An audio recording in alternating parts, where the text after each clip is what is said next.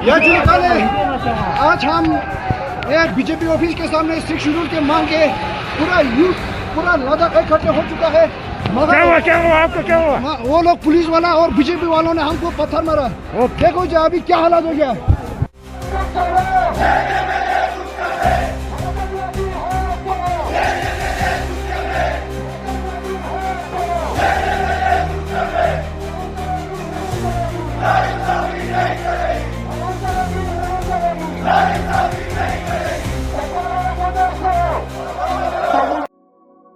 Sonam Wangchuck Ladakh protest के बाद आज ये नाम बहुत ज़्यादा कंट्रोवर्सी में है।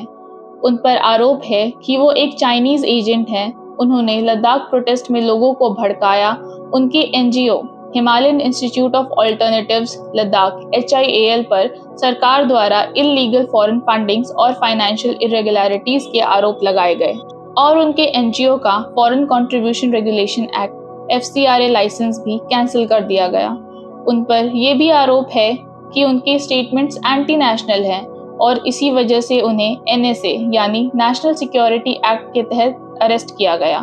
NSA एक प्रिवेंटिव डिटेंशन लॉ है जिसके तहत सरकार किसी भी व्यक्ति को देश की सुरक्षा, शांति या पब्लिक ऑर्डर के लिए खतरा मानकर बिना किसी चार्जशीट के हिरासत में ले सकती है। ये डिटेंशन 1 साल तक चल सकता है जब तक एडवाइजरी बोर्ड उसकी समीक्षा ना कर ले। लेकिन हमारा मानना है कि रिसेंट सालों में मोदी सरकार ने NSA का इस्तेमाल नेशनल सिक्योरिटी के बजाय डिसेंट और प्रोटेस्ट को सप्रेस करने के लिए ज़्यादा किया है, जहां कई लोग बिना किसी ट्रायल के महीनों तक जेल में बंद रहे। जैसे कि NSA फॉल्स एलिगेशन केसेस की भी एक पूरी लिस्ट है मोदी सरकार के कार्यकाल के दौरान। इस पर ह्यूमन राइट्स ऑर्गेनाइजेशन और कुछ रिपोर्ट्स ने चिंता भी जताई है, जैसे कि US के स्टेट डिपार्टमेंट ने।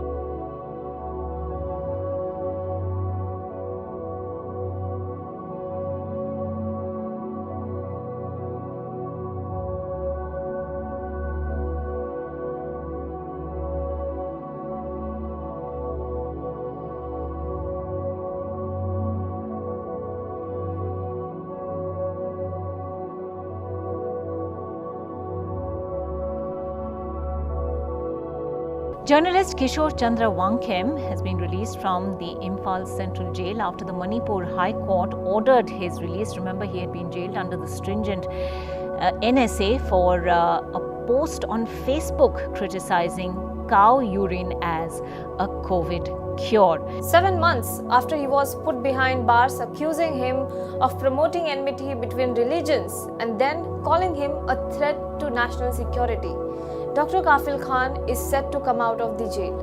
The Allahabad High Court today set aside the detention of Dr. Kafil Khan under the National Security Act and ordered his immediate release. Dr. Kafil Khan was arrested in January this year for his speech against the Citizenship Amendment Act in the month of December 2019 at Aligarh University, where students were protesting against the Citizenship Amendment Act. हमें बिल्कुल हैरानी नहीं होगी अगर सोनम वांगचुक को भी बिना किसी कार्यवाही के जेल में 1 साल से ज़्यादा बैठना पड़े। कभी सोचा है हमारे देश के यूथ उन लोगों को फॉलो करते हैं जो सिर्फ वायरल होने के लिए कुछ भी करते हैं, पर जो सच में भारत का नाम रोशन कर रहे हैं उन्हें कोई जानता ही नहीं। एल्विश यादव और समय रैना जैसे लोग ट्रेंड करते हैं, लेकिन सोनम वांगचुक जो हिमालयों से दुनिया को सोचने का नया तरीका दे रहे हैं उनका जिक्र तक नहीं होता। कहते हैं हम राम के भक्त हैं, पर असल में हम रावण के रील्स देख रहे होते हैं। बस यही हमारी सबसे बड़ी समस्या है। नमस्कार, आप देख रहे हैं ग्लोबल मॉनिटर, जहां हम दुनिया के कॉन्फ्लिक्ट्स, जियोपॉलिटिक्स और हिडन कहानियों को सिंपल शब्दों में समझाते हैं। आज बात करते हैं एक ऐसे हीरो की जिन्होंने बर्फ से पानी नहीं उम्मीद बनाई, सोनम वांगचुक। लद्दाख की बर्फीली वादियों में 1 सितंबर 1966 को पैदा हुए एक बच्चे ने दुनिया को दिखाया कि एजुकेशन सिर्फ किताबों तक सीमित नहीं होती। सोनम वांगचुक ने students educational and cultural movement of Ladakh SECMOL school बनाया, जहां बच्चे मार्क्स के लिए नहीं जिंदगी के लिए सीखते हैं। और फिर उन्होंने एक चमत्कार किया, आइस स्तूपा बनाकर। लद्दाख में जब गर्मियों में पानी की कमी होती थी तो वांगचुक ने बर्फ को एक विशाल आर्टिफिशियल स्तूपा के रूप में जमा करने की टेक्निक बनाई, जिससे बर्फ धीरे धीरे पिघलती और पूरे मौसम में पानी की कमी नहीं होती। दुनिया भर ने इसे इको इन्वेंशन का चमत्कार कहा। बर्फ को पानी में बदलने वाली उनकी सोच ने पूरी दुनिया को इंस्पायर किया। उन्हें कई पुरस्कारों से सम्मानित किया गया, जिनमें रैमन मैग्सेसे अवार्ड भी शामिल है। लेकिन वांगचुक केवल एनवायरमेंटलिस्ट नहीं, बल्कि वो एक विचार और एक आवाज़ भी हैं, जिन्होंने हमेशा लद्दाख के लोगों के अधिकार और एनवायरनमेंट के लिए लड़ाई लड़ी है। 2019 आर्टिकल 370 रिवोक हुआ। जम्मू और कश्मीर 2 यूनियन टेरिटरीज में डिवाइड किया गया, जम्मू कश्मीर और लद्दाख। कि ये सदन अनुच्छेद 370(3) के अंतर्गत भारत के राष्ट्रपति द्वारा जारी की जाने वाली निम्नलिखित अधिसूचनाओं की सिफारिश करता है। संविधान के अनुच्छेद 370(3) के अंतर्गत भारत के संविधान के अनुच्छेद 370 के खंड 1 के साथ पठित अनुच्छेद 370 के खंड 3 द्वारा प्रदत्त शक्तियों का प्रयोग करते हुए राष्ट्रपति संसद की सिफारिश पर यह घोषणा करते हैं कि यह दिनांक जिस दिन भारत के राष्ट्रपति द्वारा इस घोषणा पर हस्ताक्षर किए जाएंगे और इसे सरकारी गैजेट में प्रकाशित किया जाएगा, उस दिन से अनुच्छेद 370 के सभी खंड लागू नहीं होंगे, सिवाय खंड 1 के नामक तदनुसार पढ़ा जाएगा। उसके बाद लद्दाख यूटी बना। बीजेपी ने 2019 में लद्दाख के लोगों से वादा किया था कि उन्हें कॉन्स्टिट्यूशन के 6th शेड्यूल के तहत स्पेशल सेफगार्ड्स मिलेंगे, लेकिन हर बार की तरह यह भी एक इलेक्शन विनिंग जुमला बनकर रह गया। वादा तो बड़ा था, लेकिन अमल के नाम पर अब तक सिर्फ सन्नाटा और सियासी खामोशी नजर आती है। उसके बाद 2020 में गलवान वैली का क्लैश हुआ। इंडिया और चाइना के जवानों की शहादत के साथ बॉर्डर पर एक नया चैप्टर लिखा गया। तब से लद्दाख सिर्फ एक टूरिस्ट स्पॉट नहीं रहा, यह एक स्ट्रैटेजिक जोन बन गया, जहां सोल्जर्स, टनल्स और सर्वेलेंस ने शांति को ओवरशैडो कर दिया। बॉर्डर के साथ साथ लद्दाख के अंदर भी एक नई आवाज उठी स्टेटहुड और 6th शेड्यूल के लिए। लेह एपेक्स बॉडी LAB और कारगिल डेमोक्रेटिक अलायंस KDA, 2 अलग अलग रीजन्स, अलग कम्युनिटीज, लेकिन एक कॉमन डिमांड। 2021 के बाद दोनों ने एक जॉइंट फोरम बनाया। ये लद्दाख के इतिहास का रेयर मूवमेंट था जब लेह और कारगिल एक साथ आए। लेह एपेक्स बॉडी LAB ये mainly Buddhist dominated Leh region की पॉलिटिकल और सोशल ऑर्गेनाइजेशंस का कोलिजन है।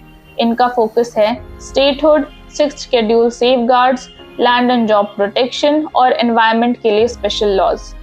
कारगिल डेमोक्रेटिक अलायंस KDA ये एक शिया मुस्लिम डोमिनेटेड कारगिल रीजन की पार्टी और ग्रुप का एक यूनाइटेड फोरम है। इनके डिमांड्स भी लार्जली सेम हैं, statehood, 6th schedule status, job reservations और रीजनल रिप्रेजेंटेशन। फिर आता है जॉइंट मूवमेंट। 2021 के बाद से LAB और KDA ने एक साथ आकर कॉमन प्लेटफॉर्म बनाया, जिसमें दोनों ग्रुप्स जॉइंटली प्रोटेस्ट और नेगोशिएशंस करते रहे हैं। ये लद्दाख के हिस्ट्री में एक रेयर मूवमेंट माना जाता है, क्योंकि लेह और कारगिल ट्रेडिशनली अलग अलग पॉलिटिकल आइडियोलॉजीज पर चलते थे। प्रोटेस्ट का एक खास पहलू था कि ये सिर्फ लेह या कारगिल तक सीमित नहीं रहे। लेह में लेह एपेक्स बॉडी LAB के लीडर्स जैसे former MP Thupstan Chhewang, senior politician Chering Dorjay Lakruk और वेटरन लीडर नवांग रिंगजिंगजोरा ने आवाज उठाई। कारगिल में कारगिल डेमोक्रेटिक अलायंस KDA के लीडर्स जैसे कांग्रेस के असगर अली कारबलाई, नेशनल कॉन्फ्रेंस के कमर अली अखू और एक्टिविस्ट साजिद कारगिली ने मूवमेंट को लीड किया। ये दोनों ग्रुप्स जो पहले पॉलिटिकल और रीजनल डिफरेंसेस में बटे थे, एक साथ आए। उनका जॉइंट प्लेटफॉर्म डिमांड करता था statehood for Ladakh, 6th schedule protections, land और जॉब सिक्योरिटी और एनवायरनमेंट के लिए स्पेशल सेफगार्ड्स। लद्दाख के इतिहास में ये एक रेयर मूवमेंट था जब लेह और कारगिल की आवाज एक ही सुर में गूंजी। अब आते हैं मूवमेंट के असली चेहरे पे, सोनम वांगचुक। इस मूवमेंट का सबसे जाना पहचाना चेहरा बने सोनम वांगचुक। 2024 में उन्होंने दिल्ली चलो मार्च लीड किया था, जहां उन्हें डिटेंशन का सामना करना पड़ा। वांगचुक कहते थे, लद्दाख सिर्फ बॉर्डर नहीं, भारत का क्राउन है। इसे कॉरपोरेट या पॉलिटिकल ग्रीड के हवाले मत करो। अगर विकास हमारी जमीन और संस्कृति को मिटा रहा है तो ये विकास नहीं, विनाश है। 2024 में उन्होंने सर्दी की ठंड में सत्याग्रह किया और पूरे लद्दाख उनके साथ आ गया। पर जब उनकी आवाज़ ज़्यादा गूंज उठी तब 26 सितंबर 2025 को उन्हें NSA के तहत गिरफ्तार कर लिया गया। फिर भी उन्होंने कहा, मैं बंद ज़रूर हूँ पर मेरी सोच नहीं। अगर मैं नहीं बोल पाऊँगा तो ये पहाड़ बोलेंगे, अगर मैं नहीं चल पाऊँगा तो ये नदियाँ बहेंगी, क्योंकि ये लड़ाई सिर्फ मेरी नहीं, लद्दाख की आत्मा की है। बर्फ से पानी बनाने वाला इंसान आज सिस्टम की गर्मी से लड़ रहा है और हम अब भी स्क्रॉल कर रहे हैं। ये तो थी अब तक की कहानी। अब चलते हैं थोड़ा और गहराई में। लेकिन 2025 में लद्दाख की आवाज़ शांत नहीं रही। 10 सितंबर को लेह एपेक्स बॉडी ने 35 दिन का हंगर स्ट्राइक स्टार्ट किया। सोनम वांगचुक भी फास्टिंग में शामिल हुए। उनका एक सिंपल सवाल था, अगर हम भारत के लोग हैं तो हमारे राइट्स भारतीयों जैसे क्यों नहीं। 24 सितंबर 2025 को प्रोटेस्ट वायलेंट हो गया। लेह के बाजारों में हजारों लोग उतर आए और 2 हंगर स्ट्राइकर्स के कोलैप्स होने के बाद क्राउड इमोशनल हो गया। कुछ लोगों ने सरकारी बिल्डिंग्स और व्हीकल्स पर अटैक किया, आग लगाई और फिर सिक्योरिटी फोर्सेस ने टीयर गैस, लाठीचार्ज और लास्ट में लाइव फायरिंग तक शुरू कर दिया। नतीजा 4 लोग मारे गए, 70 से ज्यादा घायल। शहीद सोल्जर सिवांग तार्चिंग उनमें से एक थे। सरकार ने कर्फ्यू लगाया, इंटरनेट सस्पेंड किया और डजन्स ऑफ प्रोटेस्टर्स को अरेस्ट कर लिया। लद्दाख भर में शौक और गुस्सा दोनों था। LAB और KDA ने सरकार से डिमांड किया, जुडिशियल इंक्वायरी चाहिए, मैजिस्ट्रियल प्रोब नहीं। लेकिन एडमिनिस्ट्रेशन ने सिर्फ एक SDM लेवल इंक्वायरी अनाउंस की। लोगों ने कहा, जब पुलिस ही इन्वॉल्व थी तो इंक्वायरी फेयर कैसे होगी। एक सवाल जमाल साहब ये है कि सोनम वांगचुक के खिलाफ एक NSA लगाया गया है और रिपोर्ट्स आ रही हैं कि उनको जोधपुर जेल शिफ्ट किया गया है। ये क्यों किया गया, क्या चार्जेस उनके खिलाफ हैं, अगर आप उसको एलैबोरेट करें। और एक सवाल और कि गवर्नर साहब जो हैं कविंदर गुप्ता, उन्होंने बोला कि एक फॉरेन कॉन्स्पिरेसी है। अभी NDTV पे इंटरव्यू दिया, तो इन्वेस्टिगेशन में क्या सामने आया है? देखिए, कुछ इन्वेस्टिगेशन जो हम अभी तक आपको बता सकते हैं, कुछ ऑब्वियसली हम नहीं बता पाएंगे क्योंकि उसमें एक प्रोसेस चल रही है। जो सोनम वांगचुक का है, अगर आप देखें इनका प्रोफाइल और एक इनकी हिस्ट्री रही है, ये सारा कुछ आपको यूट्यूब में अवेलेबल होगा। जिस किस्म से इंस्टिगेशन वाली उन्होंने बातें की हैं, अरब स्प्रिंग की बात की है, जहाँ नेपाल या बांग्लादेश या श्रीलंका की जो इंस्टिगेट करने के लिए उनका एक अपना एजेंडा है। जहाँ तक आपकी फॉरेन फंडिंग की बात कर रहे हैं, उसके ऊपर ऑलरेडी प्रोसेस चल रही है। FCRA की वायलेशन का कितना वहाँ पे है। हमने पिछले दिनों जब चलो इस प्लेटफॉर्म में बता देता हूँ, हमने एक पाकिस्तान PIO भी पकड़ा था जो इनके साथ उनकी रिपोर्टिंग करके अक्रॉस भेज रहा था। उसके भी एक हमारे पास रिकॉर्ड है। हमारे पास इनकी जो विजिट्स हैं, जैसे पाकिस्तान में डॉन की इवेंट इन्होंने वहाँ पे जाके किया, उसके बाद बांग्लादेश में, तो ये सारा एक बहुत बड़ा क्वेश्चन मार्क है इनके ऊपर। और इसके बीच में डिफरेंट एजेंसीज जो हैं जिनका ये काम है वो ऑलरेडी उसमें इन्वेस्टिगेशन कर रही हैं और उसमें एक्शन लेंगी। मैं इससे ज़्यादा इस पर और नहीं कह सकता। वांगचुक को जोधपुर जेल भेज दिया गया। जेल से उनका एक मैसेज वायरल हुआ, मैं जेल में हूँ लेकिन लद्दाख के लिए मेरी लड़ाई नॉन वायलेंट तरीके से जारी रहेगी। सुप्रीम कोर्ट ने उनकी डिटेंशन पर नोटिस लिया और सेंटर से रिप्लाई मांगा। वायलेंस के बाद दिल्ली ने एक हाई पावर्ड कमेटी मीटिंग बुलाई थी 6 अक्टूबर 2025 ministry of home affairs new Delhi में। एजेंडा था स्टेटहुड, 6th शेड्यूल और जॉब्स के सेफगार्ड्स पर बात। लेकिन लेह एपेक्स बॉडी और कारगिल डेमोक्रेटिक अलायंस ने मीटिंग बॉयकॉट कर दिया, क्योंकि उनका कहना था जब तक हमारे लोग जेल में हैं और जस्टिस नहीं मिलता तब तक कोई बात नहीं। रिजल्ट, मीटिंग कैंसिल हो गई। गवर्नमेंट ने शांति की अपील की और बोला डायलॉग कंटिन्यू होगा, लेकिन लद्दाख में ट्रस्ट पहले ही टूट चुका था। एक बड़ा सवाल यहाँ ये उठता है कि एक डेमोक्रेसी जहाँ सिटीजन्स को पीसफुली प्रोटेस्ट करने का अधिकार है, वहाँ अगर नॉन वायलेंट मूवमेंट का रिजल्ट बुलेट्स और अरेस्ट बन जाए तो फिर ये कैसी डेमोक्रेसी। हमारा कहना है कि मोदी सरकार का अप्रोच लद्दाख में अथॉरिटेरियन बन गया है। डायलॉग्स के बजाय डिटेंशन, सवाल के जवाब के बजाय साइलेंस। पॉलिटिकल एनालिस्ट भी कहते हैं कि मोदी सरकार ने लद्दाख को एक स्ट्रैटेजिक एसेट तो बना दिया, लेकिन उसके लोगों को एक पॉलिटिकल वैक्यूम में छोड़ दिया। उनका रिप्रेजेंटेशन लिमिटेड है, उनके फियर्स अनहर्ड है और उनके लीडर्स जेल में हैं। लद्दाख का आंदोलन सिर्फ लोकल नहीं रहा, अब ये एक टेस्ट बन गया है कि भारत जैसी डेमोक्रेसी में डिसेंट और डायलॉग एक साथ रह सकते हैं या नहीं। लेकिन एक और बात जो और भी ज्यादा चुभती है, जब सोनम वांगचुक जैसे शिक्षक, पर्यावरण रक्षक और गांधीवादी व्यक्ति को एनएसए के तहत गिरफ्तार कर लिया गया, तब हमारे देश के कई बड़े बॉलीवुड स्टार्स जो अपने आप को वॉइस ऑफ द नेशन कहते हैं, उन्होंने एक शब्द तक नहीं बोला। वो लोग जो अवार्ड नाइट्स में फ्रीडम ऑफ एक्सप्रेशन की बात करते हैं, उन्होंने इस इनजस्टिस पर चुप्पी साध ली। क्या ये खामोशी डर की है या सुविधाओं की?